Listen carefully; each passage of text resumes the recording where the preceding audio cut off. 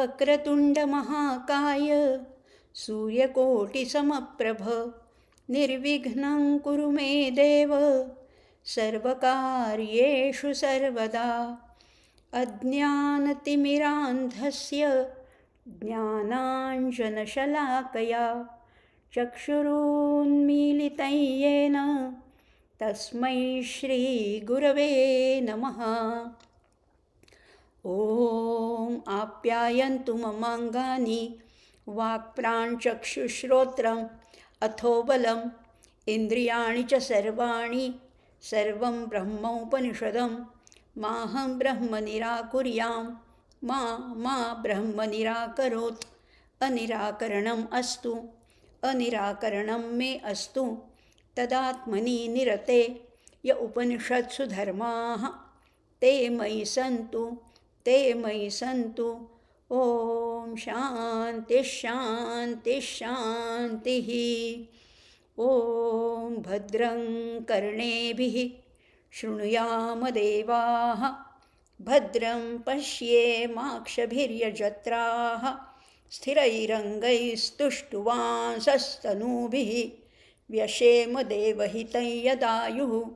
ॐ स्वस्ति न इन्द्रो वृद्धश्रवाः स्वस्ति नः पूषा विश्ववेदाः स्वस्ति नस्तार्क्ष्यो अरिष्टनेमिः स्वस्ति नो बृहस्पतिर्दधातु। ॐ शान्तिः शान्तिः शान्तिः। नमस्कार श्रोते हो, माधवी रघुवीर या यूट्यूब चॅनलमध्ये आपणा सर्वांचं अतिशय मनापासून सानंद स्वागत करत आहे। आपण आता बघतो आहोत वेदांत वैभव, आणि या वेदांत वैभव, वेदांत म्हणजेच उपनिषद म्हणजे श्रुती, आणि ह्या उपनिषदांचा अभ्यास करताना आपल्या आता सध्या सुरू आहे ते प्रश्नोपनिषद, आणि ह्या प्रश्नोपनिषदाचा सुद्धा आज अखेरचा भाग आहे। ईश, केन, कठ अशी 3 उपनिषदं झाली, चौथं उपनिषद आहे प्रश्नोपनिषद। आपल्याला माहितीच आहे, आपण आता 5 भागामध्ये बघतो आहोत की पिप्पलाद मुनींकडे 6 शिष्य आले, आणि 6 शिष्यांनी एक एक प्रश्न त्यांना विचारला आहे, आणि तो प्रश्न कसा आहे, तो काही भौतिक जगातला नाही आहे, ऐहिक गोष्टीतला काही प्रश्नच विचारलेला नाही आहे।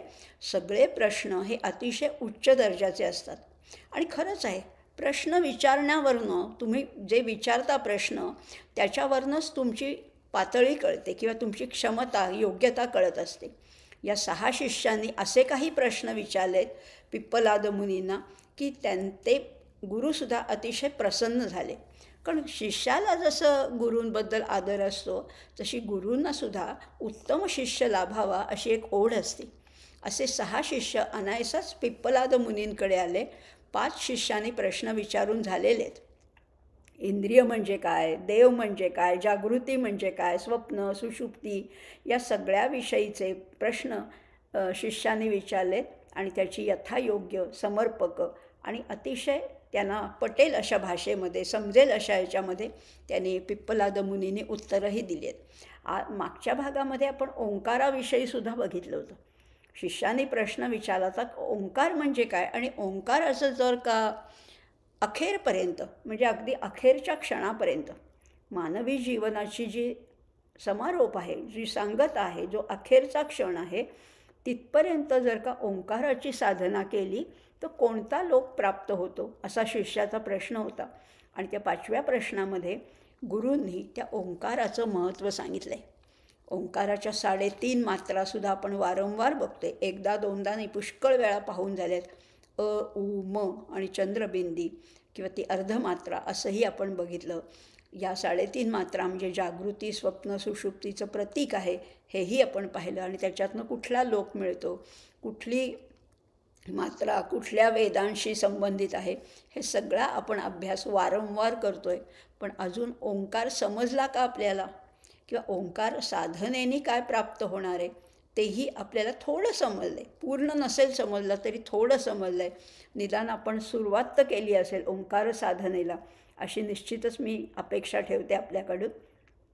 खरं म्हटलं ना तर ओंकार काही नवीन नाही आहे बरं का आपल्याला। आता आपण ह्या उपनिषदाच्या अंगाने जर अभ्यास करत असलो तर हे ओंकार साधना म्हणजे काही वेगळं नाही आहे, वेगळं काहीच नाही आहे. अहो, जन्मलेलं बाळसुद्धा अगदी लहान 6-7 महिन्याचं बालक जेव्हा हुंकार देतो, आपण त्याच्याशी बोलतो तेव्हा ते हुंकार देतो, तेव्हा ते काय करतं, अम अम हा सुद्धा ओंकारच आहे. आणि हा ओंकार का आहे? कारण त्याला ती आधीची आठवण आहे. अहम ब्रह्मास्मी हे गर्भामध्ये असताना त्याला ही जाणीव आहे, ही आठवण आहे, हे स्मरण आहे. आणि त्याच्या स्मरणातून त्याच्या मुखातून पहिला शब्द बाहेर पडतो तो अम. किंवा आईला हाक मारताना सुद्धा अम्मा म्हटलं जातं, किंवा संस्कृतमध्ये अंब म्हटलं जातं, किंवा अगदी गाईच्या हंबरण्याचा आवाजसुद्धा हम्मा आहे, किंवा अनेक धर्मामध्ये सुद्धा आमेन म्हटलं जातं. हे सगळे ओंकाराचंच प्रतीक आहे. त्या अनाहत नादाच्या किंचित जवळ जाणारे हे सगळे उच्चार आहेत. आणि त्यामुळे ओंकार हा आपल्या जीवनाला खरं म्हटलं तर व्यापून राहिलेला आहे. हा जीवनाला व्यापून राहिलेला आहे. आणि नुसतंच ध्वनीच्या बाबतीत नाही बरं का. ओंकाराचा आकार कसा आहे? ओंकार आपल्याला पाहता येतो. आपण मागच्या भागात पाहिलं की ओंकार हा इंद्रिय गोचर आहे. आम्हाला उच्चारता येतो, आम्हाला पाहता येतो, आम्हाला त्या ओंकाराला स्पर्श करता येतो. म्हणजे इंद्रियांनी आम्ही तो ओंकार अनुभवू शकतो. आणि हाच ओंकार आपल्याला तिथपर्यंत परब्रह्मापर्यंत घेऊन जातो. त्यामुळे तो ऐहिक सुख देणारासुद्धा आहे आणि पारलौकिक पण आहे. भुक्ती पण मिळणार आहे, मुक्ती पण आहे, प्रेयस पण आहे, श्रेयस पण आहे, अपरब्रह्म पण आहे आणि परब्रह्म पण आहे. असा हा दोन्हीकडे ॲप्लिकेबल असा हा ओंकार आहे. आणि म्हणून याची ओंकार साधना करायची. आकार कसा आहे ओंकाराचा? आपण मागच्या वेळेस बोललो होतो. 3.5 ह्या संख्येचं महत्त्वही आपण जाणून घेतलं होतं. खरं म्हटलं तर देहसुद्धा 3.5 हाताचाच आहे. आपला देह हा बरोबर 3.5 हाताचा आहे. आणि त्याचीसुद्धा विभागणी जर का केली, किंवा अगदी गणपतीचं वर्णन करताना सुद्धा असं म्हटलं जातं ना, अकार चरणयुगुल, उकार उदर विशाल आणि मकार महामंडल मस्तकाकारे. खालचा भाग आहे, चरणाचा भाग आहे, तो अकार आहे. उकार आहे हे उदर आहे. आणि मकार आहे हे मस्तकाकार महामंडल असं म्हटलेलं आहे. म्हणजे उ म आपल्या ह्या 3.5 हाताच्या देहामध्ये या 3.5 मात्रा आहेत. एवढंच कशाला हो, आपल्या ज्या 2 भुवया आहेत ना, या 2 भुवया आणि मधली नासिका हा सुद्धा एक प्रकारचा ओंकारच आहे. विचार करा, हा सुद्धा एक प्रकारचा ओंकारच आहे. एवढंच माणसाच्या शरीरात नाही तर पक्षी, एखादा गरुड किंवा एखादी घार जेव्हा दोन्ही पंख पसरून मान किंचित खाली घालते तेव्हा तो आकारसुद्धा ओंकाराचाच आकार आहे. म्हणजे ओंकार हा आपल्या सगळ्यांच्या जीवनाला व्यापून उरणारा असा हा ओंकार आहे. आणि म्हणून ह्या ओंकाराच्या साधनेने आपल्याला त्या परब्रह्मापर्यंत पोचता येणार आहे. इतकं जर का आपल्याला सुविधा आहे, इतकं जर का वरदान मिळालेलं आहे, तर ह्या ओंकाराचा जप आपल्याला करायलाच हवा. किंवा आपण आत्तासुद्धा प्रार्थना म्हणतो तेव्हासुद्धा सुरुवात कशाने करतो? ओमनी करतो. कुठलंही स्तोत्र म्हणताना, कुठलंही शुभ कार्य करताना ओंकाराचा उच्चार केला की तो त्याला पोचतो. ओंकार हा दोन्हीकडनं आहे. ओंकार हा खरं तर होकार आहे. परमेश्वराने आपल्याला दिलेला होकार आहे आणि आपणही त्या परमात्म्याला हो मी तुझ्यापर्यंत येणार आहे असा दिलेला होकार आहे. त्यामुळे तो दोन्ही बाजूनी ओंकार आहे. आणि म्हणून त्याची साधना करायची आणि आपल्या जीवनाचं अधिकाधिक सार्थक करायचे, जीवन कारणी लावायचे, धन्य करायचे. असं धन्य जीवन भोगण्यासाठी आपल्याला ह्या ओंकार हे एक वरदान मिळालेलं आहे असं आपण 5व्या प्रश्नामध्ये बघितलं. आता 5वा प्रश्न तर मागच्या भागात झाला. आता आजचा 6वा आणि अखेरचा प्रश्न आहे. आज प्रश्नोपनिषदाची सांगता होणार आहे, समारोप करणार आहोत. आणि 6वा प्रश्न कुणी विचारला आहे, तो नेमका काय आहे आणि त्याचं उत्तर आता पिप्पलाद मुनी काय देत आहेत आणि त्याच्यातून आमच्या प्रश्नांची काय उत्तरं मिळत आहेत. आपण सगळे प्रापंचिक आहोत. पण या प्रपंचातून आपल्याला परमार्थापर्यंत पोचायचं आहे. प्रपंच सोडायचा नाही बरं का. प्रपंच सोडून कुठेतरी संन्यास घेऊन वैराग्य धारण करून कुठेही जायचं नाही आहे. इथेच राहून आपल्याला त्या परमार्थापर्यंत कसं पोचता येणार आहे ते सुद्धा आपण ह्या प्रश्नांच्या माध्यमातून बघणार आहोत. कारण आपल्याही मनात अनेक प्रश्न असतात. प्रश्नोपनिषद तर आपल्याही मनात सुरूच असतं. पण त्या प्रश्नापैकी काही प्रश्न या शिष्याने विचारले आणि आपल्याला हायसं वाटलं, आपल्याला बरं वाटतं की चला बरं झालं माझ्या मनातला प्रश्न या शिष्याने विचारला. आता पिप्पलाद मुनी काय उत्तर देत आहेत ते बघूया. असं म्हणून आपण अगदी त्या प्रश्नोपनिषदाची उत्तर ऐकण्यासाठी अगदी सरसावून बसतो. आहे की नाही तुमचाही अनुभव? तुमचा आहे, माझा आहे, ह्यांचा आहे, त्यांचा आहे, सगळ्यांचा हाच अनुभव आहे. आणि उपनिषदातनं आपल्या प्रश्नांची उकल होणार आहे. आपल्याला अनेक प्रश्न पडतात. कारण अध्यात्म हे म्हटलं तर खूप सोपं आहे. साधं सरळ जीवन जगण्याचा अध्यात्म हा मार्ग आहे. पण काही त्याच्यातले टर्म्स आहेत, काही संज्ञा आहेत, त्या किंचित कठीण आपल्याला वाटू शकतात. म्हणूनच त्याची सगळ्यांची उत्तरं मिळण्यासाठी आपण हा उपनिषदांचा उपक्रम सुरू केला आहे. आणि त्याला तुम्ही उदंड प्रतिसाद देताय आहात. त्यामुळे श्रोत्यांना सुरुवातीलाच मी अगदी धन्यवाद देते. आणि हा उपक्रम मात्र आपण चालू ठेवायचा आहे. प्रश्नोपनिषदातला हा 6वा प्रश्न आता बघूया. कुणी विचारला आहे, कुणाला विचारलं हे तर आपल्याला आता कळलं आहे. पिप्पलाद मुनींना विचारलं, पण कुणी विचारलं आहे तर आता बघूया. पहिलं वाक्यच बघूया 6व्या प्रश्नाचं. अथः एनं सुकेशा भारद्वाजः पप्रच्छ. कुणी प्रश्न विचारला आहे? भारद्वाज कुळातला जो एक ऋषिकुमार आहे त्याचं नाव आहे सुकेशा. सुकेशा भारद्वाजः पप्रच्छ. त्यांनी हा प्रश्न विचारला. काय प्रश्न विचारला? भगवन. गुरूंना काय म्हटलं आहे? भगवन. हिरण्यनाभः कौसल्यः राजपुत्रः माम उपेत्य एतं प्रश्नम अपृच्छत. आता हा जो सुकेशा भारद्वाज आहे तो साधा अगदी नवीन आत्ता शिकलेला किंवा तरुण नाही आहे.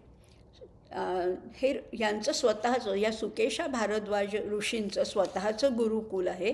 आणि तिथे त्यांना प्रश्न विचारण्यासाठी सुद्धा दुरून दुरून लोक येतात. आता आपण अनेक वेळेला हा उच्चार केलेला आहे ब्राह्मण, ब्रह्म. ब्राह्मण ही जात नाही बरं का.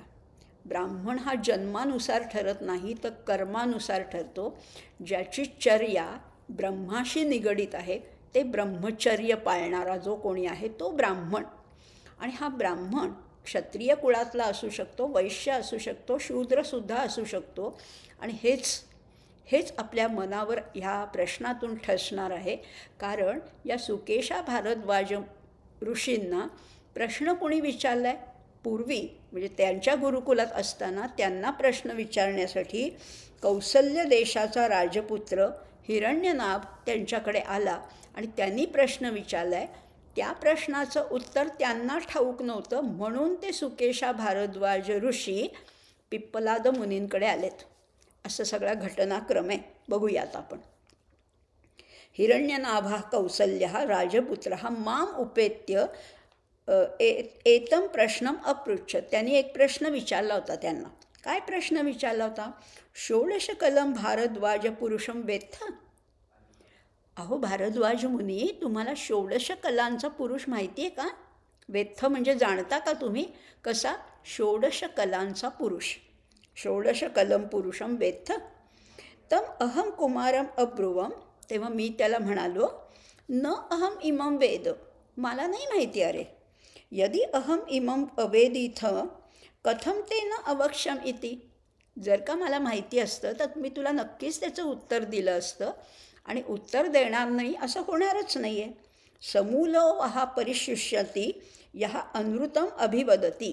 आणि खरंच मला माहिती नाही आहे. आणि तुला सांगू का, त्या राजपुत्र कौसल्याला भारद्वाज मुनी म्हणत आहेत, तुला सांगू का, जो खोटं बोलतो ना तो मुळापासून नाहीसा होतो, कोरडा होतो, शुष्क होतो, वृक्ष होतो. आणि म्हणून मी खोटं बोलत नाही आहे, पण मला खरंच या प्रश्नाचं उत्तर माहिती नाही आहे. समूलो वहा परिशुष्यती यहा अनृतम अभिवदती. अनृतम म्हणजे खोटं, असत्य. असत्याच्याही वरचं आहे खरं तर. ऋत माहिती आहे की नाही आपल्याला? ऋत म्हणजे सत्यापेक्षाही श्रेष्ठ. ऋत. आपण म्हणतो अथर्वशीर्षात ऋतं वच्मी सत्यं वच्मी. त्या ऋतचं अपोजिट काय आहे? ऋतच्या विरुद्धार्थी शब्द आहे अनृत. जे ऋत नाही ते अनृत, आणि अनृत म्हणजे खोटं. जो खोटं बोलतो तो मुळापासून नाहीसा होतो. तस्मात न अर्हामी अनृतं वक्तुम. म्हणून मी खोटं नाही सांगते तुला.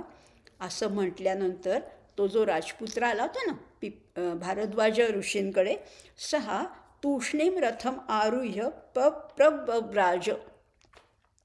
आणि मग तो गप्प बसला आणि तो रथात बसून निघून गेला. तर तम त्वा पृच्छामी क्व असौ पुरुषः इति. बघा, आता ही कथा आपल्याला कळली. सुकेशा भारद्वाज ऋषींचं स्वतःचं गुरुकुल होतं. तिथे एक राजपुत्र आला, कौसल्य नावाचा, हिरण्यनाभ कौसल्य नावाचा राजपुत्र. म्हणजे आता ह्याच्यावरनं आपल्याला हे निश्चित पटतं आहे की क्षत्रियांनासुद्धा हा अधिकार होता, क्षत्रियांनासुद्धा ही जिज्ञासा असायची. आणि असाच एक राजपुत्र, कुठल्या देशाचा? कोसल देशाचा राजपुत्र या भारद्वाज मुनींकडे आला आणि त्यांनी प्रश्न विचारला की तुम्हाला माहिती आहे का 16 कलांचा पुरुष कुठे असतो? त्याच्याबद्दल माहिती आहे? तेव्हा मग भारद्वाज मुनीने अगदी प्रांजळपणाने, मोकळेपणाने सांगितलं की नाही रे, मला माहिती नाही आहे. मला माहिती असतं तर मी तुला नक्कीच सांगितलं नसतं. मी खोटं बोलणार नाही. खोटं बोलणारा समूळ नाहीसा होतो, नाश होतो, शुष्क होतो. त्यामुळे मी खोटं नाही बोलत. आणि हे उत्तर ऐकल्यानंतर तो जो कौसल्य राजपुत्र आला होता तो रथात बसून निघून गेला. असं आता ही सगळी पूर्वपीठिका भारद्वाज ऋषी पिप्पलाद मुनींना सांगतायत. आणि पिप्पलाद मुनी आता काय सांगतायत ते बघूया.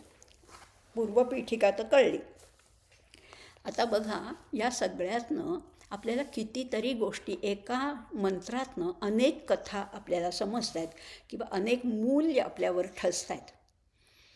आपल्याला जर का एखादा प्रश्न माहिती नसेल, एखाद्या प्रश्नाचं उत्तर येत नसेल, तर ते नाही, मला हे येत नाही हे सांगण्यात कुठलाही कमीपणा नाही आहे. शिक्षकांनी काहीतरी दामटून खोटंच उत्तर कधीही द्यायचं नसतं. हे मला माहिती नाही, कारण कोणीच मनुष्य सर्वज्ञ नसतो. सर्वज्ञ एकच आहे, परमेश्वर. आपण सगळे कितीही अभ्यास केला तरी आपण अल्पज्ञ आहोत. त्यामुळे अल्पज्ञांनी मी अल्पज्ञ आहे हे मान्य करण्यात कुठलाच कमीपणा नाही आहे. इंग्लिशमध्ये असं म्हटलेलं आहे, आणि खरंच हे प्रांजळपणाने कबूल करावं. इंग्लिशमध्ये असं म्हटलेलं आहे, honesty is the best policy. तुम्ही खरं बोललात ना तर शिष्यांचा तुमच्यावरचा विश्वास अधिक दृढ होत जातो.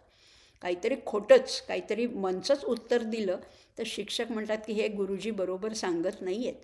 त्यामुळे जेव्हा माहिती नसेल तेव्हा मोकळेपणाने निश्चित सांगावं की मी याचा अभ्यास करून तुला हे उत्तर देईन बरं का. आणि त्या भारद्वाज ऋषींनी त्या कौसल्य राजपुत्राला हेच सांगितलं. आणि आता तो प्रश्न घेऊन ते पिप्पलाद मुनींकडे आलेले आहेत. म्हणजे बघा, आता ह्याच्यावरून आपल्याला हे कळलं की ब्रह्मज्ञान हे कोणत्याही जातीवर, वर्णावर, पंथावर, संप्रदायावर अवलंबून नसतं. हे राजपुत्र ह्या शब्दावरनं कळलं. हे पुढचं विवेचन आपण करतो आहे. मंत्र एवढाच आहे की राजपुत्र हा, तो कसा आहे? तो राजपुत्र हा कुमारम माम उपेत्य एतम प्रश्नम अपृच्छत. तो राजपुत्र आहे. बरं, वयाने कसा आहे? कुमार आहे, लहान आहे. असं नसतं की वय वाढलं म्हणजे परिपक्वता येते. हा लहान राजपुत्र असून, आपण नचिकेताच्या कथेतसुद्धा पाहिलं की नाही, नचिकेता लहान मुलगा असून, आणि ही जिज्ञासा आहे ना, खरंच ज्याला ब्रह्मज्ञान आहे किंवा ज्याला पूर्वपुण्याई आहे, मागचे काही संस्कार आहेत, त्याला हे बालपणीच अनेक प्रश्न पडतात. जसं आमचे समर्थ लहानपणीच म्हणाले होते आईला की आई चिंता करतो विश्वाची. आमचे शंकराचार्य लहानपणीच संन्यास मार्गाने 7व्या-8व्या वर्षीच त्यांना संन्यास घ्यायचा होता. खेळण्या बागडण्याचं वय, पण वयावर किंवा जातीवर हे कशावरच अवलंबून नसतं. ब्रह्मज्ञान हे प्रत्येकाकडे, खरं म्हटलं तर त्या ब्रह्माचं अंश आपण सगळे आहोत. त्यामुळे ब्रह्मज्ञानाची ओढ प्रत्येकालाच असते. मात्र ती कधी बालवयात प्रगट होईल, कधी तरुण वयात असेल, कधी प्रौढ वयात असेल, किंवा कधी कधी जन्म गेला तरी ही जिज्ञासा प्रगटच होत नाही, असंही आहे. त्या आता भारद्वाज मुनींनी आपलं अज्ञान त्या शिष्यापुढे, म्हणजे त्या राजपुत्रापुढे उघड केलं. आणि आता आता ते पिप्पलाद मुनींना विचारतं की तुम्ही सांगाल का ह्याचं उत्तर? आणि पिप्पलाद मुनी अतिशय प्रसन्न झालेत आणि म्हणतात हो सांगेन ना, सांगतो ना तुला ह्याचं उत्तर सांगतो. की हे काय म्हणतात आता पिप्पलाद मुनी, दुसरा मंत्र वाचूया आणि त्याचा अर्थ जाणून घेऊया. तस्मै सहा ह उवाच इह एव अंतःशरीरे सौम्य स पुरुषः यस्मिन् एताः षोडशकलाः प्रभवन्ति इति. या प्रत्येक म्हणजे पुरुष जो आहे षोडश कलांचा, म्हणजे आता इथे कला म्हणजे आर्ट ह्या दृष्टीने नाही बरं का. आपण जशा चंद्राच्या कला म्हणतात, आणि कला ह्याचा अर्थ आहे तुकडा. चंद्राच्या कला जशा वाढत जातात, 16 म्हणजे 15 दिवस वाढत वाढत जाऊन पौर्णिमेला त्या पूर्ण कलांचा होतो आणि परत त्याच्या एक एक कला कमी होत जातात. त्या दृष्टीने ह्या कला षोडश कल वापरायचे. आता षोडश कल पुरुष असं म्हटलेलं आहे. परमात्मतत्व परब्रह्म हे 16 कलांनी युक्त असतं आणि म्हणूनच ते परिपूर्ण असतं. 16 या संख्येला सुद्धा महत्त्व आहे. आणि ते ब्रह्म समष्टीच्या विराट शरीरात आणि व्यष्टीमध्ये माणसाच्या शरीरामध्ये उपस्थित असतं. पुरुष म्हणजे वेगळा, आणि इथे स्त्री पुरुष हा फरक नाही आहे बरं का. स्त्री पुरुष या अर्थाने आता हा पुरुष हा शब्द घ्यायचाच नाही. इथे पुरुष म्हणजे परब्रह्म आहे का तुमच्यात, माझ्यात, यांच्यात, त्यांच्यात, सगळ्यांच्यात ते तत्त्व आहे. आणि ते कसं आहे, ते षोडश कलांनी परिपूर्ण आहे. पण ह्या षोडश कला कधी कधी प्रकट होत नाहीत. आता कुठे आहे ते? आमच्या शरीरात सुद्धा षोडश कलांचा पुरुष राहतो. तो कसा आहे? तो शरीराच्या आत राहतोय, म्हणजे हृदयाकाशामध्ये राहतोय. हृदयाच्या पोकळीमध्ये तो राहतो आणि त्याच्यापासूनच या 16 कला निर्माण होतात. समजतंय ना? त्या पुरुषाचं यथार्थ स्वरूप जाणणं हे प्रत्येक जीवाचं खरं म्हटलं तर कर्तव्य आहे. आम्ही बाकीचं आमचं शरीर सगळं जाणतो, ते तरी कुठे पूर्ण जाणतो. आपण फक्त बहिरंगावरच भाळतो. आतल्या तरी अवयव आपल्याला कुठे माहिती आहेत. पण त्या सगळ्याच्या आतमध्ये, त्या हृदयाच्या पोकळीमध्ये, त्या दहराकाशामध्ये जो पुरुष राहतो तो कसा आहे? तो 16 कलांनी प्रगट होतो. आणि ह्या 16 कलांसहित त्याला जाणून घेणं हे खरं तर प्रत्येक जीवाचं कर्तव्य आहे, गंतव्य आहे आणि प्राप्तव्यसुद्धा आहे. समजते? हे कर्तव्य आहे. कर्तव्य हा शब्दसुद्धा फार बोथट करून टाकला आहे. कर्तव्य म्हणजे केलंच पाहिजे, गंतव्य म्हणजे तिथे पोचलंच पाहिजे, प्राप्तव्य म्हणजे ते मिळायलाच पाहिजे. असं एकच आहे. आपण बाकीच्या गोष्टीच्या खूप मागे लागतो ऐहिक जगामध्ये, हो की नाही? बाकीचं आम्हाला हे पाहिजे, एवढं प्रमोशन पाहिजे, असा बंगला पाहिजे, तशी गाडी पाहिजे, वगैरे वगैरे आम्ही खूप.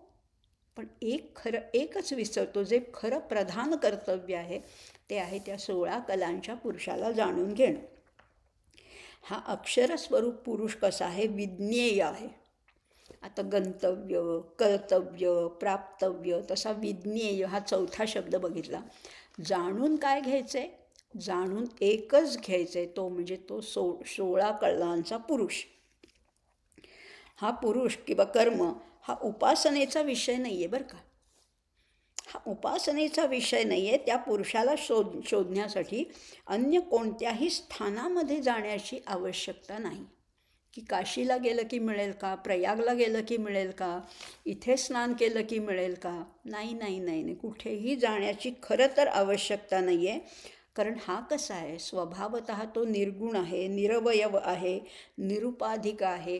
आणि त्या कलांच्यामुळे तो सगुण झाल्यासारखा वाटतो. तो निर्गुण आहे, पण त्या 16 कलांमुळे तो वाटतो सगुण झाला आहे बरं का. अन्य सगळं ज्ञान बुद्धीच्या साहाय्याने घेता येतं, पण आत्मज्ञान घ्यायचं असेल तर साधकाला फक्त गुरूचीच आवश्यकता आहे. साधकाने शरण जायचे गुरूंना. कसं शरण जायचे? समिधा हातात घेऊन. कुणाला शरण जायचे? श्रोत्रिय आणि ब्रह्मनिष्ठ गुरूंना शरण जायचे. थोडं कठीण वाटेल आता. समित पाणी होऊन शरण जायचे. काही गोष्टी आपल्याला नाही जमणार, तिथे गुरूंशीच आवश्यकता आहे. गुरूंना शरण जायचे. तद्विधी प्रणिपातेन. अगदी त्यांना नम्र भावानी विनम्रतेने शरण जायचे, अहंकार रहित होऊन परिप्रश्नेनं ज्ञानाचाही मार्ग घ्यायचा. चौकस बुद्धी पाहिजे, जिज्ञासू वृत्ती पाहिजे. तद्विधी प्रणिपातेनं परिप्रश्नेनं आणि सेवया म्हणजे भक्ती पण पाहिजे. म्हणजे तिन्ही मार्ग आले ना. सेवा कर्म पाहिजे, भक्ती पाहिजे आणि ज्ञान पाहिजे, असं शरण जायचे. पण गुरुसुद्धा कसे असावेत? श्रोत्रिय आणि ब्रह्मनिष्ठ गुरूंना शरण जायचे. आता शरण जाताना कसं जायचे? समित पाणी होऊन जायचे. वेगळा शब्द आहे, थोडा वेगळा शब्द आहे, पुन्हा वारंवार उपनिषदात येणारच आहे.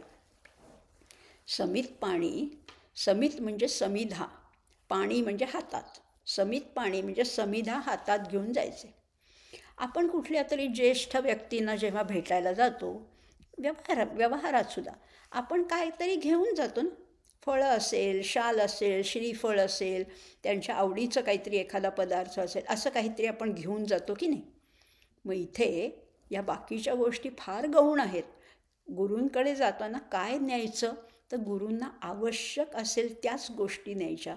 आणि पूर्वी अशी पद्धत होती की गृहस्थाकडे सुद्धा आणि गुरूंकडे सुद्धा, ऋषींकडे सुद्धा दररोज यज्ञ चालायचा. आणि यज्ञासाठी आवश्यक काय आहे? तर समिधा ह्या आवश्यक आहे. आणि समिधा म्हणजे लाकडं नाहीत बरं का, लक्षात घेऊया. समिधा म्हणजे लाकडं मोळी आणली आहे कुठली तरी, असं नाही चालणार. समिधा या विशिष्ट वृक्षाच्या, विशिष्ट लांबीच्या, विशिष्ट जाडीच्या आणि सुकलेल्या पाहिजेत. ओली लाकडं नाही चालत, ओल्या समिधा नाही चालत. समित पाणीमध्ये या शुष्क झालेल्या पाहिजेत, विशिष्ट वृक्षाच्या.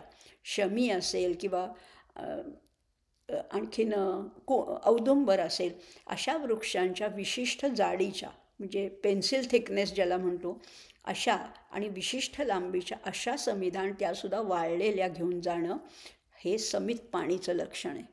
हे तर झालं व्यवहारातलं. समिधांचं वर्णन मी केलं आहे.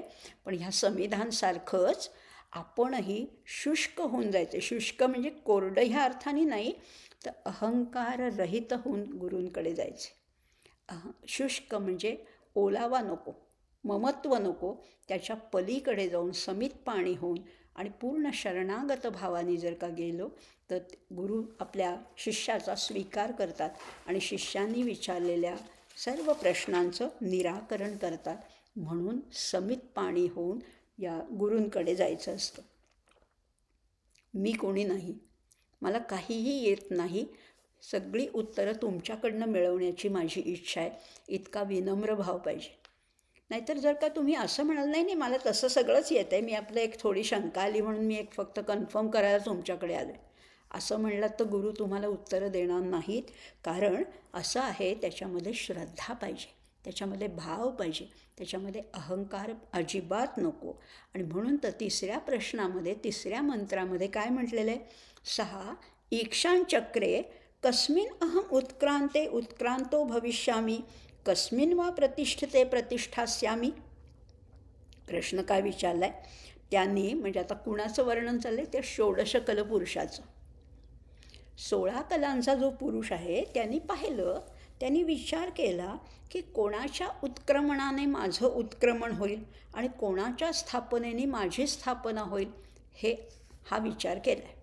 हे आता ही सगळी कल्पना आहे बरं का.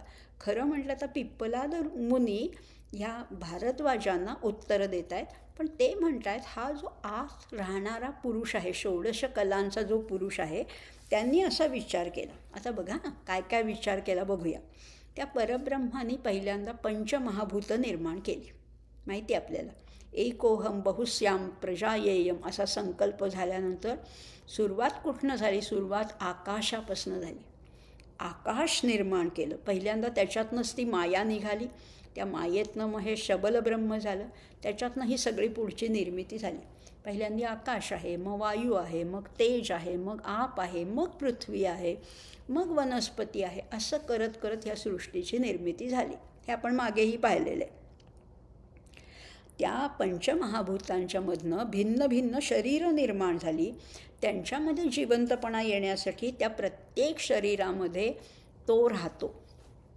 ते ज्या परब्रह्माने ही निर्मिती केली ना, ही निर्मिती केली, ही सगळी पंचमहाभूतांचं वेगवेगळं कॉम्बिनेशन परमिटेशन करून ही सगळी निर्मिती तर केली, पण त्याच्यामध्ये जिवंतपणा येण्यासाठी त्या प्रत्येक शरीरामध्ये तो शिरला, त्यांनी प्रवेश केला. आणि म्हणून मला राहावं लागेल असं त्यांनी विचार केला. मी तर असा सूक्ष्म आहे की मी कुणालाच दिसणार नाही. मग त्यांनी असा विचार केला की मग अशी काहीतरी वस्तू निर्माण करावी की ज्याच्यामुळे कळेल की ह्या प्रत्येक शरीरामध्ये माझं अस्तित्व आहे. काहीतरी खूण निर्माण करायला पाहिजे. आणि ही अस्तित्वाची खूण जेव्हा तो आहे तेव्हा आपल्याला कळतं की ही व्यक्ती जिवंत आहे. जेव्हा तो निघून जातो तेव्हा सगळं निष्प्राण शरीर होतं.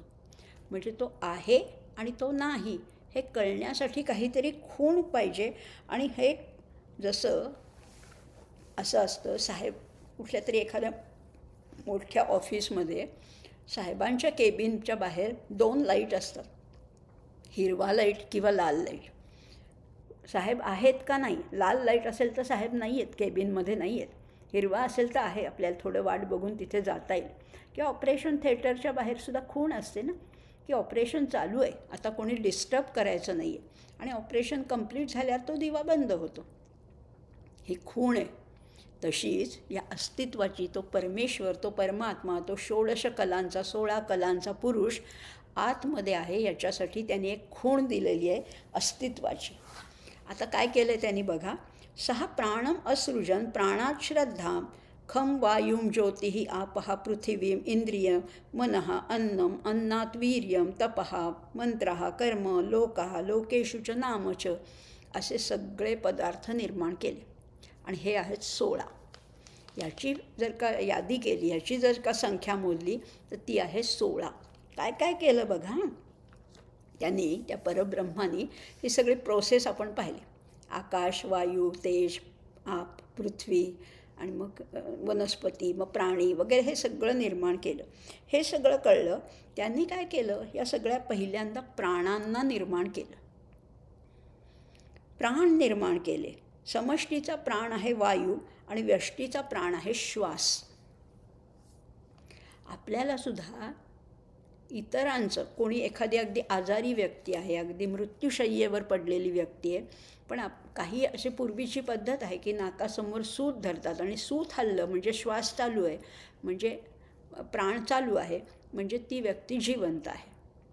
श्वास ही अस्तित्वाची खूण आहे की तो आत आहे. ही अस्तित्वाची खूण आहे श्वास. समष्टीच्या, या सगळ्या सृष्टीच्या अस्तित्वाची खूण आहे वायू. वारा पडला की आपल्याला सुद्धा उदास वाटतं की आज असं काय, वारा फार पडला आहे. त्यामुळे वायू, समष्टीचा वायू आणि व्यष्टीचा श्वास हा त्याचा प्राण आहे. जोपर्यंत श्वास चालू आहे तोपर्यंत शरीरात त्याचं अस्तित्व आहे. श्वास संपला की कळतं की तो आत नाही, दिवा बंद झाला, तो आत नाही. मग बाकी सगळं शरीर खरं म्हटलं तर तसंच असतं. असं पूर्वी एक गंमत म्हणून, गंमत नाही पण एक असं म्हटलं जातं की गोविंदराव मृत्यू पावले. पण तुम्ही म्हणाल अहो हे दिसत आहेत की इथे गोविंदरावांचा सगळा देह आहे, नाक, डोळे, कान सगळं दिसतं आहे, आणि तुम्ही काय म्हणताय गोविंदराव मृत्यू पावले. पण सगळं शरीर जरी आहे, देह आहे, इंद्रिय आहे, जसंच्या तसं असलं तरी जेव्हा श्वास नाही, जेव्हा प्राण नाही, तेव्हा त्या देहाला काहीच किंमत नाही. आणि म्हणून त्या समष्टीमध्ये जसा हिरण्यगर्भ तसा व्यष्टीमध्ये जीव प्राण त्यांनी निर्माण केला. थोडं कठीण वाटते पण समजून घेऊया की खूण पाहिजे ना, ती खूण दिली आपल्याला श्वास. श्वासावर खरं तर आपलं शरीर चालत नाही, पण श्वास ही खूण आहे की तो आत आहे, नक्की आहे हे समजण्यासाठी. मग त्या प्राणापासनं पुढे काय निर्माण झालं, श्रद्धा. पहिली कला आहे प्राणात, पण सगळ्या मोजणार बरं का, पण आत्ता बोलण्याच्या ओघामध्ये मी फक्त एक्सप्लेन करते. प्राणापासून श्रद्धा झाली, मग पंचमहाभूतं झाली, त्याच्यानंतर पंचज्ञानेंद्रिय आहेत, पंचकर्मेंद्रिय आहेत, त्यांना अधीन ठेवणारं मन आहे, नंतर शरीर धारणेसाठी लागणारं अन्न आहे. अन्नातला सुद्धा मुख्य भाग काय आहे, तो आहे वीर्य, तो पुनरुत्पत्तीसाठी आहे. मग त्याच्यातनं तप आहे, मंत्र आहे, कर्म आहे, भिन्न भिन्न लोक आहेत, मग 14 भुवनं, असं सगळी निर्मिती झालेली आहे. अशी सगळी हळूहळू एक एक एक एक करत निर्मिती झालेली आहे. आता ह्या मंत्रामध्ये हा जो चौथा मंत्र चालू आहे याच्यामध्ये उत्पत्तिक्रम सांगितलेला आहे. पहिल्यांदा समष्टीचा जीवप्राण हिरण्यगर्भ आहे, व्यष्टीचा जीवप्राण निर्माण झाला आणि जीव कशावर राहतो? श्रद्धेवर राहतो. प्राणानंतर दुसरी कला आहे श्रद्धा. जीव हा श्रद्धेवर राहतो आणि श्रद्धेमुळेच माणूस कर्माला प्रवृत्त होतो. मला अभ्यास करायचा आहे, मला चांगले मार्क्स मिळवायचे आहेत, मला काहीतरी स्वतःला घडवायचे, असं जेव्हा तुम्हाला श्रद्धा असते तेव्हा तुम्ही कर्माला प्रवृत्त होता. मला खूप नोकरी करायची, खूप पैसे मिळवायचे, ही सुद्धा एक प्रकारची श्रद्धाच आहे. श्रद्धा म्हणजे फक्त देवावरची श्रद्धा नाही. कुणाची आईवर श्रद्धा असेल, कुणाची देशावर श्रद्धा असेल, कुणाची कामावर असेल किंवा कुणाची पैशावर असेल. पण श्रद्धा आहे कुणाची विज्ञानावर असेल. कोणी हे अध्यात्म मानत नसेल पण विज्ञाननिष्ठ जीवन जगणारे आहेत. त्यामुळे श्रद्धा ही प्रत्येकाच्या मनामध्ये असतेच असते. कुणाची स्वतःच्या सामर्थ्यावर श्रद्धा आहे, कुणाची गुरूंवर श्रद्धा आहे. प्रत्येकाची श्रद्धा मात्र आहेच आहे. श्रद्धेशिवाय माणूस नाहीच. श्रद्धामयोऽयं पुरुषो यो यत् श्रद्धस्स एव सः, पाहिलं होतं आपण 17व्या अध्यायामध्ये. त्यामुळे तेच त्याच्या जीवनाचं खरं म्हटलं तर मूल्य आहे आणि त्यानुसारच तो आपलं जीवन जगत असतो. कुठलीही गोष्ट करताना श्रद्धा पाहिजे. कामावर सुद्धा आपण जे काम करतो आहे, साधा स्वयंपाक करतो आहे, त्याच्यावर सुद्धा श्रद्धा पाहिजे. प्रत्येक कर्मावर आपली श्रद्धा पाहिजे. श्रद्धा मिसळली तरच ते कर्म उत्तम होत असतं. आता हे जरी कार्य हे पाहिलं, प्राण पाहिला, मग श्रद्धा पाहिली. आता श्रद्धा जरी असली तरी कार्य करण्यासाठी शरीर हवं ना. मग शरीर हवं म्हणून पंचमहाभूतं निर्माण केली. आपलं शरीरसुद्धा पंचमहाभूतांचं आहे ना. ज्ञानेंद्रिय आहे, कर्मेंद्रिय आहेत आणि त्यांच्याकडनं करवून घेणारा कोणीतरी एक सुपरवायझर पाहिजे. ते कोण आहे? ते मन आहे. मनाला या सगळ्या 10 इंद्रियांचा एक त्याच्या ताब्यात दिलं आहे मन, आणि ह्या मनावर त्या बुद्धीचं नियंत्रण आहे. मग ह्या शरीराचं पोषण कसं होणार? झीज होणारच ना. मग शरीराचं पोषण कशाने होणार? मग त्याच्यासाठी अन्न हवं. अन्न म्हणजे कुठलं? तर प्रत्येकाचं अन्न वेगळं आहे. तुम्ही आम्ही भाजी पोळी आमटी भात खात असलो तरी अन्न प्रत्येकाचं वेगळं आहे. पण प्रत्येकासाठी अन्न निर्माण केलंच आहे त्या भगवंतानी, त्या परमेश्वराने. मुंगीचं सुद्धा अन्न आहे, त्या अगदी किडा मुंगीचं सुद्धा अन्न आहे, जीवजंतूंचं सुद्धा अन्न आहे, वाघाचं अन्न आहे, बकरीचं अन्न आहे, माणसाचं तर आहेच आहे. हे सगळं अन्न निर्माण केलं. शरीराच्या धारणेसाठी अन्न हवं. आणि हे अन्न कशातनं केलं? अन्नासाठी. आता किडा मुंगीसुद्धा, चिमणी काय खाते? किडा मुंगी काहीतरी खाते. पण ह्याच्यासाठी काय काय 3 घटक आवश्यक आहेत. पृथ्वी, जल आणि तेज. पाणी, माती आवश्यकच आहे कुठल्याही अन्नासाठी. गवतासाठी सुद्धा माती आवश्यक आहे, पाणी आवश्यक आहे आणि तेज म्हणजे ऊनही आवश्यक आहे. आणि त्याच्यात बीज पेरलं की अन्न निर्माण होतं. अन्नातून सप्तधातू निर्माण होतात. एकातून एक ही साखळी आहे बरं का. साखळी आहे. आम्ही नुसतंच अन्न खातो. उदरभरण नोहे जाणीजे यज्ञकर्म. पण अन्न खाणं त्याच्यातनं पुढचे 7 धातू निर्माण होतात. शरीर कशावर चालतंय? अस्थि, मज्जा, मेद, मांस, रक्त, वीर्य, शुक्र या सगळ्यावर हे शरीर चाललेलं आहे. हे प्रजनन होणार असतं आणि सगळं जीव हे स्वभावता. खरं म्हटलं मग हे सगळं झालं. एवढं इथे फुलस्टॉप द्यायला पाहिजे होता की शरीर निर्माण केलं, कार्यासाठी श्रद्धा निर्माण केली, त्याला चैतन्य देण्यासाठी प्राण निर्माण केला, अन्न निर्माण केलं, झालं की सगळं. पण असं नाही आहे, असं होत नाही.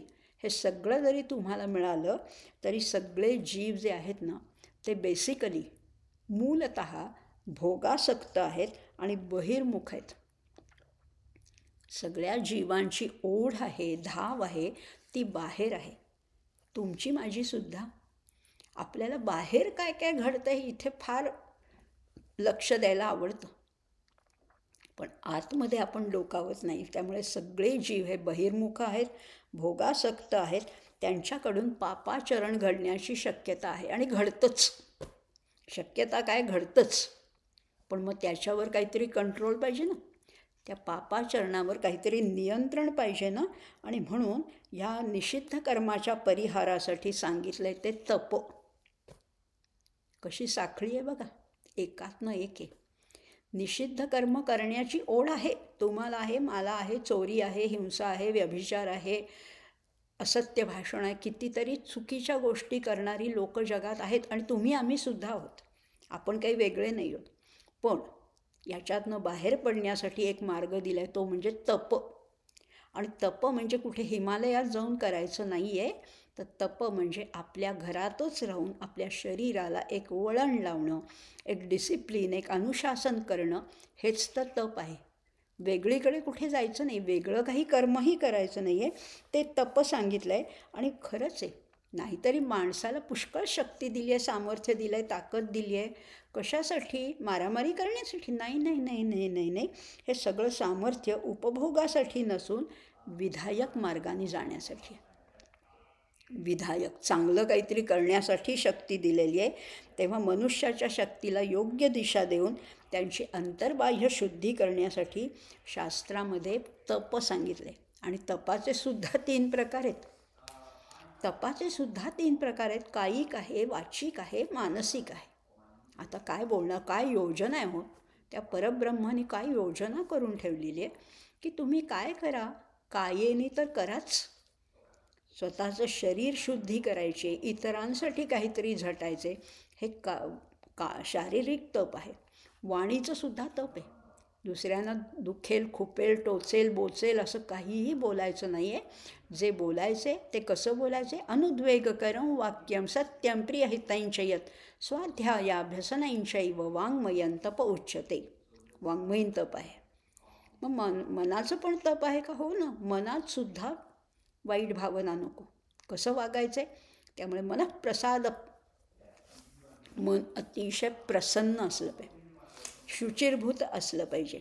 मनामध्ये सुद्धा कुणाचं अहित, हिंसा चिंतायची सुद्धा नाही आहे. आणि शरीराने तर करायचंच आहे. कसं करायचं आहे? देवद्विज गुरुप्राज्ञ पूजनम शौचमार्चयम. देवांची, द्विजांची, ब्राह्मणांची पूजा करायची. प्रत्येक वेळेला सत्संगामुळे आपल्या मनामध्ये परिवर्तन घडत असतो, पालट घडत असतो. देवद्विज गुरुप्राज्ञ, विद्वानांची, गुरूंची पूजा करायची. देवद्विज गुरुप्राज्ञ पूजनम शौचमार्जव, स्वच्छता ठेवायची, शरीराची अंतर्बाह्य स्वच्छता ठेवायची. आर्जव पाहिजे, सरळपणा पाहिजे, कपटीपणा नको. असं समजा वाणीचं, मनाचं, शरीराचं तप केलं. मनःप्रसाद सौम्यत्वम मौनमात्मविनिग्रह भावसंशुद्धिरित्येतत् तपो मानसमुच्यते. मौन पाळायचे. उगीच तोंड दिलंय, जीभ दिली आहे म्हणून वाटेल ते बोलायचं नाही. मौन पाळायचे, आत्मविनिग्रह, हे सगळं भावाची संशुद्धी पाहिजे. ही 3ही तप सांगितलेली आहेत. म्हणजे आता कळतं आहे तुम्हाला थोडं. पहिले प्राण आहे, मग श्रद्धा आहे, मग पंचमहाभूत आहे, म्हणजे अन्न निर्माण केलं आहे. अन्नातून सुद्धा पुढे जर का आपल्याला चुकीच्या मार्गाने जायचं नसेल तर तप दिलेलं आहे. पण आता अन्नातून हे सगळे धातू निर्माण होतात. पण त्या सप्तधातूतला सगळ्यात महत्त्वाचा काय आहे? ते आहे वीर्य. कारण वीर्यातून नवीन जीव निर्माण होतो. म्हणजे सगळ्यांना पोषण मिळालं पाहिजेच, पण वीर्य हे माणसाचा कस बघणारं असं एक धातू आहे. त्यामुळे वीर्य म्हणा, शुक्र म्हणा, हे त्याच्यातलं एक साधन म्हटलेलं आहे. आता मन आणि इंद्रिय ह्याच्यावर संयम करण्यासाठी हे तप करायचे. आणि जीवनासाठी आवश्यक कर्म, विचार, साधना हे सगळं तपच आहे. त्यातून मग मंत्र स्फुरले. या तपाला सुद्धा योग्य दिशा देण्यासाठी जे ऋषींना त्यांच्या तरल भावावस्थेमध्ये जे स्फुरले त्याला मंत्र म्हटलेलं आहे. मननात त्रायते इति मंत्र हा. आणि मग ते मंत्र आपल्याला जीवन मूल्य देतात, ज्ञान देतात. आणि त्याच्यातून यज्ञ, याग किंवा चांगली कर्म करण्यासाठी प्रेरणा मिळते, मार्गदर्शन मिळतं. आणि हे सगळं त्याच्यामध्ये सांगितलेलं आहे. मग लोकांच्यासाठी हे जे कोणी अंतर्बाह्य शुद्ध झाले त्यांच्यासाठी ऋक आहे, यजुर आहे, साम आहे, हे सगळे वेद निर्माण केले. आणि म्हणून खरं म्हटलं तर प्रत्येक मानवाने तरी काय करायला पाहिजे की वेदामध्ये काय आहे ह्याचा थोडा तरी अभ्यास व्हायला पाहिजे. आमचे आचार्य तर साधना पंचकामध्ये पहिलंच वाक्य सांगतात, पहिलाच चरण आहे, वेदो नित्यमधीयतां तदुदितं कर्मस्वनुष्ठीयतां तेनेशस्य विधीयताम् अपचितिः काम्ये मतिस्त्यज्यतां. वेदो नित्यम अधीयतां. वेदाचं नित्य अध्ययन केलंच पाहिजे. चकार आहे, वेदो नित्यमधीयतां. आणि नुसतंच वाचायचं नाही की भराभरा वाचलंय. तदुदितं कर्मस्वनुष्ठीयतां. त्याच्यात सांगितलेली कर्म करा, म्हणजे मग बाकी तुमचं कधी चुकणारच नाही. काही चूक आपल्याला कधी कधी प्रश्न पडतो, असं वागू का तसं वागू, हे असे वागतायत ते तसे वागतात, मी कसा वागू? वेदाप्रमाणे वागायचे, शास्त्राप्रमाणे वागायचे. या शास्त्रविधिमुत्सृज्य वर्तते कामकारतः न सिद्धिमवाप्नोती न सुखं न परांगती. शास्त्र विहित करायचे. आणि शास्त्र कुठलं? तर वेदशास्त्र. या वेदशास्त्राप्रमाणे वागायचे. म्हणजे बघा, आपल्याला विधी आणि निषेध कळायला लागतात. डूज अँड डोंट्स कुणाला विचारायची गरज नाही, वेदांनी सांगितलं आहे. विधी आणि निषेध. मनुष्याने कधीही कर्माचा त्याग करायचा नाही, करता येतही नाही. असं म्हटलेलं आहे, अकरणे प्रत्यवाया. मग जाऊ दे, मग ह्याच्यात दोष आहे त्याच्यात दोष आहे, मी काहीच करत नाही. काही न करणं हाही दोषच आहे असंही म्हटलेलं आहे. त्यामुळे जसं आणि मग कर्म तुम्ही जसं कराल तसं फळ प्राप्त होतं. आणि मग असं करत करत त्या परमात्म्याने शेवटी नाम आणि रूप निर्माण केलेलं आहे. आता नाही अजून कळल्या, 16 कला नीट नाही कळल्या. मग आता यादी वाचायची का, म्हणजे तुम्हाला परफेक्टली कळेल. बघा, 16 कलांची यादी आहे. पहिला आहे प्राण, दुसरी आहे श्रद्धा, तिसरं आहे आकाश, वायू, अग्नी, जल, पृथ्वी, इंद्रिय, मन, अन्न, वीर्य, तप, मंत्र, कर्म, लोक, नाम. अशा 16 कला या पुरुषामधनं निर्माण झाल्या. कळलं की नाही? आता ह्याचं प्रत्येकाने आपलं आपलं विश्लेषण करायचं. प्राण म्हणजे काय, श्रद्धा म्हणजे काय, तप म्हणजे काय, मंत्र म्हणजे काय, नाम म्हणजे काय. या 16 कला या पुरुषातनं निर्माण झाल्या. प्रश्न काय होता त्या सुकेशा भारद्वाजाचा प्रश्न काय होता की हा 16 कलांचा पुरुष म्हणजे काय आहे आणि तो राहतो कुठे? आता आपल्याला थोडं कळलं आहे, सगळं नाही कळलं पण थोडं कळलं आहे. आता या प्राणाला निर्माण केलं. प्राण हा सगळ्या इंद्रियांचा आधार आहे आणि म्हणून तो सगळ्यांच्या आत राहून विश्वावर आणि प्राणीमात्रावर नियंत्रण करतो. त्याला सूत्रात्मा, समष्टीत राहणारा तो सूत्रात्मा किंवा हिरण्यगर्भ, आणि शरीरात राहणारा तो जीवप्राण किंवा जीवात्मा असं म्हटलेलं आहे. आता ह्याच्यानंतर हा जीवात्मा निर्माण केल्यानंतर त्याच्यामध्ये आस्तिक्य बुद्धी पाहिजे ना. आस्तिक्य बुद्धी म्हणजे श्रद्धा पाहिजे. ही श्रद्धा निर्माण झाली आणि विश्वनिर्मितीतला हा श्रद्धा हा अतिशय आवश्यक घटक आहे असंही म्हटलेलं आहे. प्रत्येक मनुष्य श्रद्धावान आहे. पण जेव्हा श्रद्धेचा विषय तुमचा काय आहे याच्यावर तुमचं जीवन ठरत असतं. श्रद्धेचा विषय जर का संपत्ती, पैसा, भोग, विषय असा असेल तर आपलं जीवनसुद्धा भोगलंपट होणार आहे. पण जर का श्रद्धेचा विषय धर्म, शास्त्र, ईश्वर, गुरु असा असेल तर जीवन उदात्त, भव्य, दिव्य होणार आहे. आणि मग धर्मपरायण होतो, सदाचारासारखे गुण वृद्धिंगत होतात. आणि त्याच्यासाठीच हा उपनिषदाचा अभ्यास आहे. आपल्या जीवनाला योग्य दिशा द्यायची. आपले दिग्दर्शक आपणच आहोत. डायरेक्टर कोण आहे? आपल्या जीवनाचा डायरेक्टर कोण आहे? माझा मीच आहे. मी जर का योग्य दिशेने जीवन नेलं तर बरोबर त्या गंतव्यस्थानापर्यंत पोचणार आहे. पण ह्याचं त्याचं इतरांचं ऐकून किंवा अनिष्ट गोष्टीवर अशा जर का श्रद्धा ठेवून जर का जीवन की नाही भ्रष्टाचार करावाच लागतो, नाही पैसा हे सर्वस्व आहे, असं जर का मानत गेलात तर जीवनाला अधःपतित होण्याची शक्यता अतिशय आहे असंही म्हटलेलं आहे. आता पुढचाही मंत्र सगळे मंत्र महत्त्वाचेच आहे. 7च आहेत मला वाटतं ह्याच्यात. हो, 7च मंत्र आहेत. 7 नाही 8 आहेत. 8 मंत्र आहेत. पण बघूया आता 5वा मंत्र काय आहे. हा सुद्धा एक दृष्टांत आहे आणि हा मागे पण येऊन गेला आहे. इथे असं म्हणलेलं आहे, सहा यथा इमाः नद्यः स्यन्दमानाः समुद्रायणाः समुद्रं प्राप्यम् अस्तं गच्छति भिद्येते तासां नामरूपे समुद्र इति एव प्रोच्यते. नदी समुद्राला मिळाली की तिचं नाव आणि रूप संपून जातं. कावेरीचं पाणी असं आहे, शरयूचं तसं आहे, नर्मदेचं असं आहे, गोदावरीचं नाम नाही, रूप नाही. समुद्राला मिळाली की ती समुद्रच होऊन जाते, तिला समुद्र नावानेच ओळखलं जातं. हा दृष्टांत आहे. पण इथे एक शब्द आला आहे बरं का, इथे जरा नवीन शब्द आलेला आहे, समुद्रायणाः.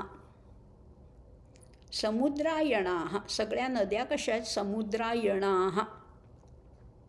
समुद्र हेच ज्यांचं अयन आहे, आणि अयन याचाच अर्थ आहे गंतव्यस्थान, अल्टिमेट डेस्टिनेशन. काय आहे? नदीला कुठे पोचायचे? ओढ कशाची आहे? समुद्राची आहे.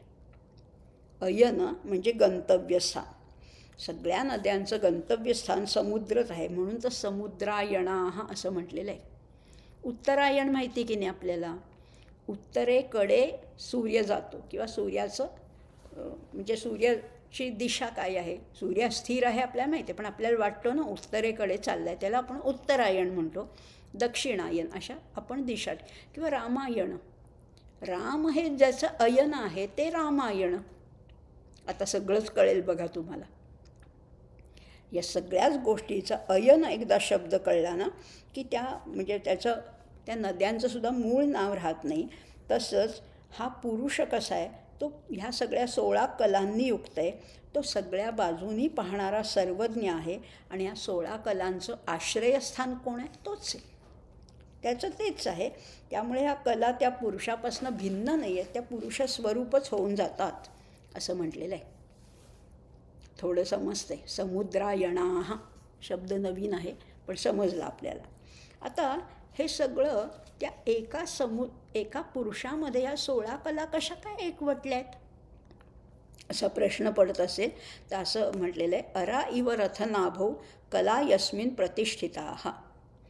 ज्याप्रमाणे रथाच्या तुंब्यामध्ये, हे आपण मागे पाहिले एकदा, या रथाच्या तुंब्यामध्ये जसे सगळे आरे समर्पित होतात, त्याप्रमाणे या पुरुषामध्ये सगळ्या कला प्रतिष्ठित आहेत असंही म्हटलेलं आहे.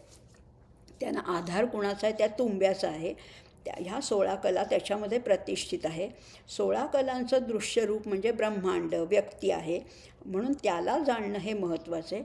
तो एकच वेद्य आहे, विज्ञेय आहे, प्राप्तव्य आहे, कर्तव्य आहे, गंतव्य आहे, आणि म्हणून त्याला जाणायचं आहे. तर मग त्याला एकदा तुम्ही जाणलंत ना की असं म्हटलेलं आहे, तम वेद्य पुरुषम वेद यथा मावो मृत्यू परिव्यथा इति.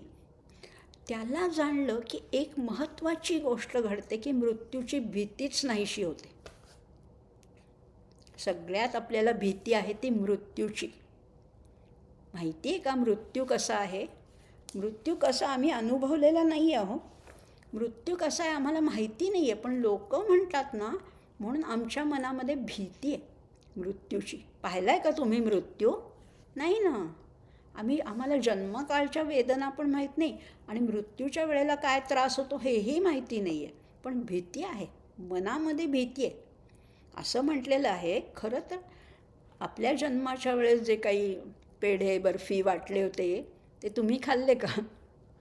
किंवा तुमच्या मृत्यूनंतर जे काय खीर वगैरे लाडू हे जेवण सगळे जेवतील ते तुम्ही जेवणार आहात का?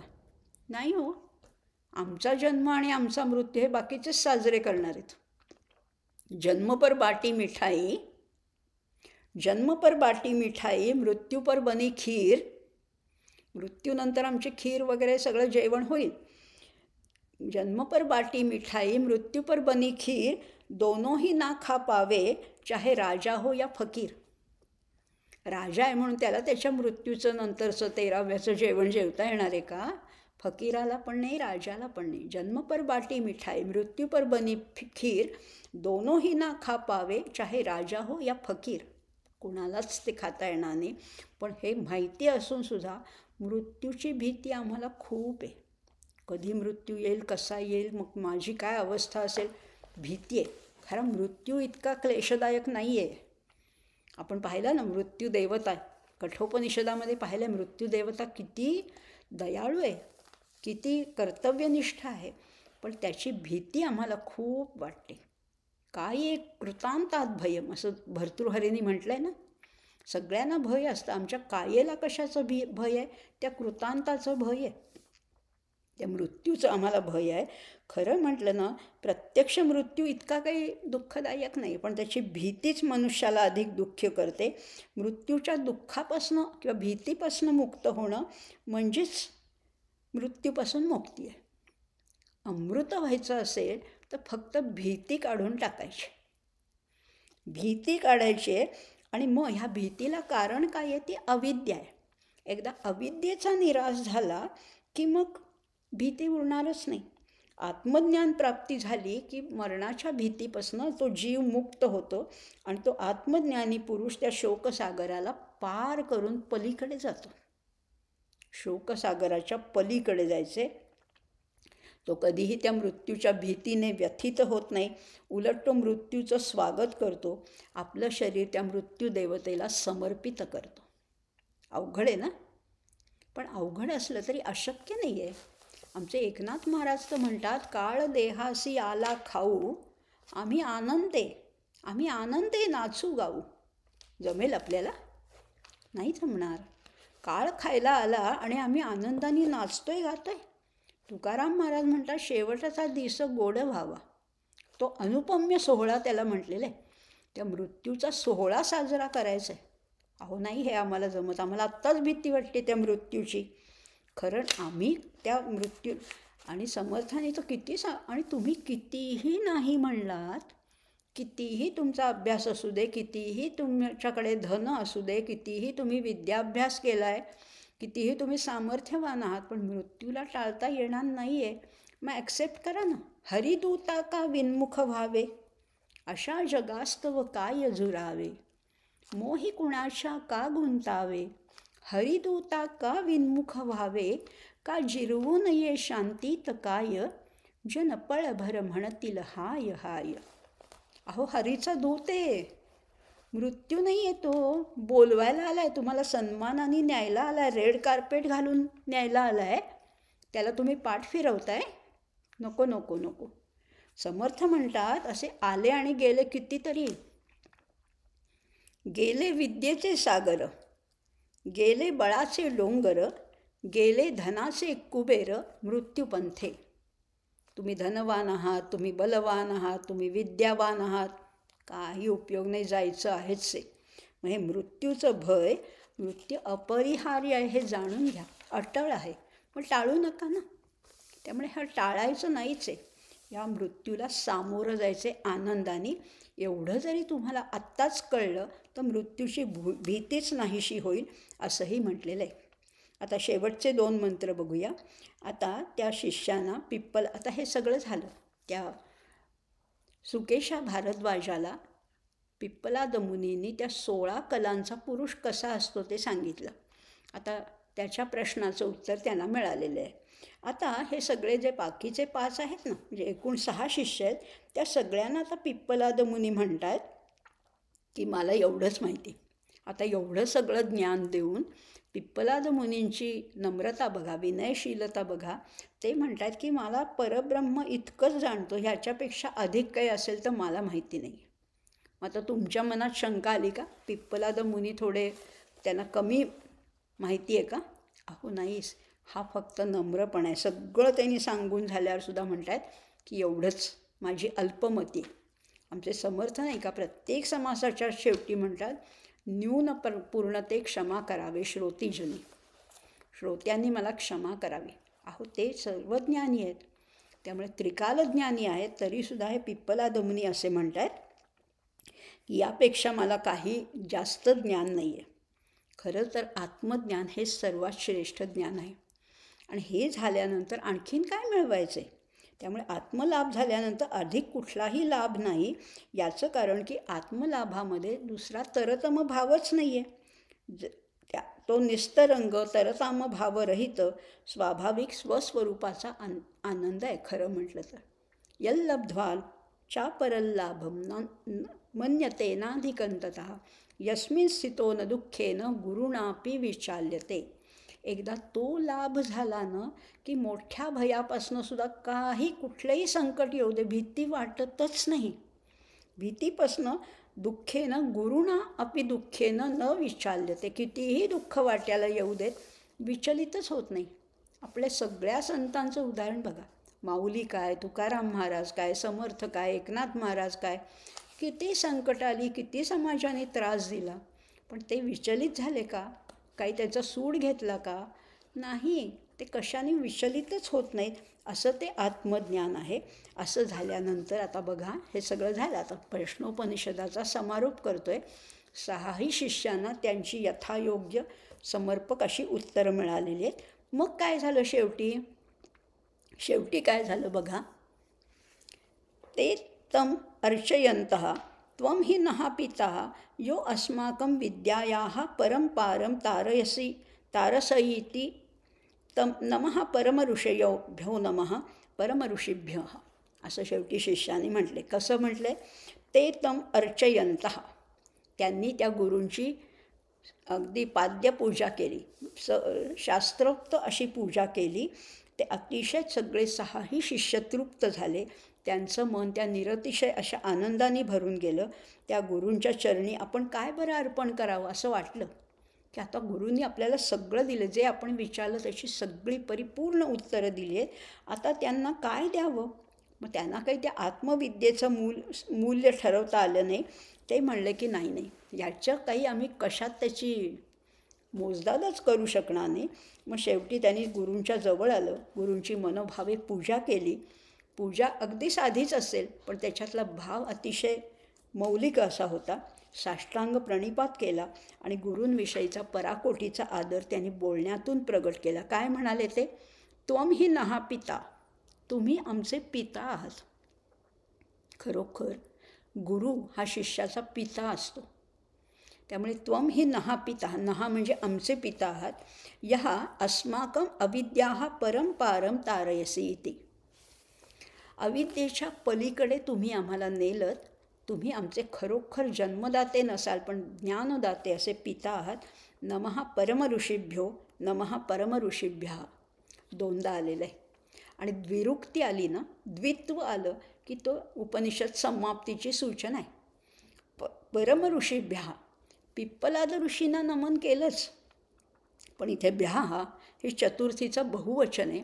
म्हणून अशा तुम्ही तर आहातच, पण तुमच्यासारखे जे कोणी आत्मज्ञानी ऋषी आहेत, जे गुरु आहेत, त्या सगळ्यांना आम्ही अतिशय मनपूर्वक नमस्कार करतो. त्यामुळे पुन्हा पुन्हा नमस्कार आहे. आणि अतिशय आदर दाखवण्यासाठी आणि ग्रंथसमाप्तीची सूचना देण्यासाठी परमऋषीभ्यो असं म्हटलेलं आहे. आता खरंच आहे, जेव्हा शिष्यांच्या मनामध्ये गुरुविषयी ईश्वरा इतकाच आत्यंतिक आदरभाव निर्माण होतो, तरच शिष्यांच्या अंतःकरणात गुरुजी जे बोलतात त्याच्यातले श्रुतींचे गूढार्थ प्रकट होऊ लागतात. नुसतंच आपलं कानावर पडलंय असं नाही चालणार. श्रद्धेने ऐकायचे, त्यांच्याविषयी आदरभाव. आपण पाहिलं ना, प्रत्येक शिष्य बोलताना गुरूंना म्हणतोय भगवन, देवा इतकेच गुरु आदरणीय पूजनीय आहेत. म्हणून तर समर्थ जेव्हा म्हणतात ना, मनाचे श्लोक सगळेच. आता मनाचे श्लोक आम्ही किती वेळा ऐकलेत, म्हटलेत, त्याच्यावर बोललो आहे, त्याचा अभ्यास केला आहे, पण कळलं का? नाही ना कळलं, अजून काहीच नाही कळलं. समर्थ शेवटी म्हणतात ना, मनाची शते ऐकता दोष जाती, मती मंदते साधना योग्य होती, चढे ज्ञान वैराग्य सामर्थ्य अंगी, म्हणे दास विश्वासता मुक्तिभोगी. विश्वास ठेवून वाचायला पाहिजे. विश्वासाने श्रद्धेने अभ्यास केला तर गुरूंच्या मनातलं सुद्धा आपल्याला कळतं. गुरूंनी बोललेलं तर कळतंच, त्याच्यातले गूढ अर्थ कळायला लागतात. अर्जुनासारखं व्हायला पाहिजे, उद्धवासारखं व्हायला पाहिजे, कल्याणासारखं व्हायला पाहिजे, जनार्दन स्वामींचे, एकनाथ महाराजांचे सारखे शिष्य व्हायला पाहिजे. शिष्य असा हवा की जो गुरूंच्या मनातलं ओळखेल आणि अतिशय श्रद्धेने. आणि मग असं जेव्हा होतं तेव्हा गुरोस्तु मौनम व्याख्यानम शिष्यास्तु छिन्न संशयाः. गुरूंनी बोललं नाही तरी शिष्याला कळतं आणि शिष्याच्या मनातले सगळे संशय नाहीसे होतात. त्यामुळे असं त्या श्रद्धेचं महत्त्व आहे. आणि मग श्रुती हे नुसते शब्द राहत नाहीत.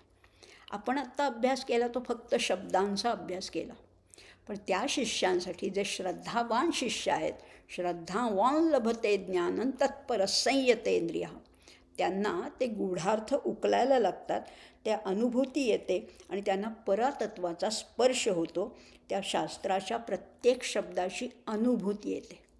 आत्ता आपल्याला फक्त अर्थ कळला आहे, अजून अनुभूती आली नाही आहे. आणि मग अशा शिष्याचं मन इतकं तरल होतं, इतकं सूक्ष्म होतं की समष्टीची जणू काही तो एकरूप होतो. सगळीकडे त्याला ईश्वर स्वरूप, ब्रह्मस्वरूपच दिसायला लागतं आणि तो कृतार्थ होतो, धन्य होतो. अशा रीतीने त्या सृष्टीच्या निर्मितीपासून परमेश्वर प्राप्तीपर्यंत त्यासाठी लागणाऱ्या ओंकार साधनेपासनं हे सगळं ज्ञान त्या पिप्पलाद मुनींनी त्या 6 शिष्यांपर्यंत अगदी पोचवलं, त्यांच्या मनामध्ये ते उतरलं आणि म्हणूनच त्यांच्या मनुष्य जन्माचं अक्षरशः सार्थक झालं. त्यांच्यात झालं. आपल्याला आपल्या जीवनाचं सार्थक करायचं आहे. आपल्यात काहीही कमी नाही आहे बरं का, काहीही कमी नाही आहे. प्रयत्नाने सगळं साधता येणार आहे. प्रयत्नपूर्वक जर का आपण अभ्यास केला, श्रद्धापूर्वक केला, तर निश्चित आपण पोचणार आहोत, त्या गंतव्यस्थानापर्यंत पोचणार आहोत. ते ब्रह्मज्ञानापर्यंतसुद्धा पोचता येईल एवढी खात्री मनाशी बाळगूया, एवढी श्रद्धा त्या श्रुतींवर ठेवूया. श्रुती माऊली आपली, श्रुती माऊलीवर श्रद्धा ठेवून जर का अभ्यास केला तर पोचणं अजिबात अवघड नाही आहे, निश्चित पोचणार आहोत. अशीच त्या परमेश्वराकडे प्रार्थना करूया आणि इथेच थांबूया. ओम स्वस्ति प्रजाभ्यः परिपालयन्तां न्यायेन मार्गेण महीं महिषाः गोब्राह्मणेभ्यः शुभमस्तु नित्यं लोकाः समस्ताः सुखिनो भवन्तु. ओम पूर्णमदः पूर्णमिदं पूर्णात् पूर्णमुदच्यते पूर्णस्य पूर्णमादाय पूर्णमेवावशिष्यते. ओम शांति शांति शांति.